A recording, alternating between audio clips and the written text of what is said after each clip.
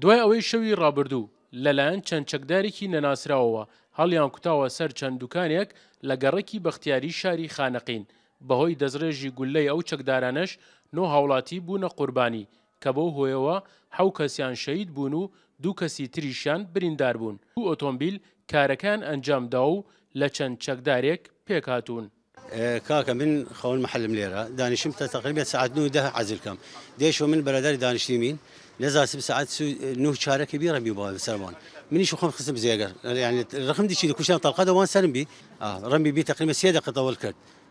بكيسي بي نزاسم مثلا فرو قوت بي منيش خۆم خستم لزي رقم شياري خۆم انا توبي رميات توبي درچيم گشت جنب برياتم لي دكانان گشت امر خدا کردیم سيارات چرمي هات لورا لپیشت مدرسه د سيزلام دا گرد سيارة نازم وكروشت بلا دياي چاركي هات الرمي قبو دياي سيارة او زلامه دا گرد هات دياي چاركي 3 نفر نازم وت اشخاص بين ملت سنبون وتقيان کرد لهنا لمراسمی بە خاکسپاردنی ئەو شەیدانش لە گۆڕستانی خەدرزندا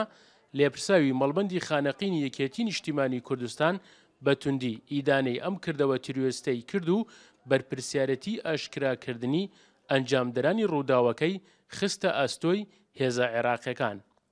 بەرپرسیارەتی ئەم تاوانە دەخینە سەر شانی دام و دەستگا ئەمنیەکانی حکوومەتی عێراق پێویستە بە زووترین کات تاوانباران دەستگیر بکرێن و ڕوبەڕووی یاسا بکرێنەوە و لە هەمان کاتدا حکوومەتی عێراق دەبێت تێبگا ئەم ناوچانە تایبەتمەندی خۆیان هەیە و پێویستە بە زووترین کات ڕێگەچارە جددی بدۆزرێتەوە بۆی کە بە هاوبەشی بتوانین ئیدارەی ئەموری ئەمنی و پاراستنی سنوورەکان لە سۆ بگرین بۆ ئەوی کە ئەو دوژمنەی کە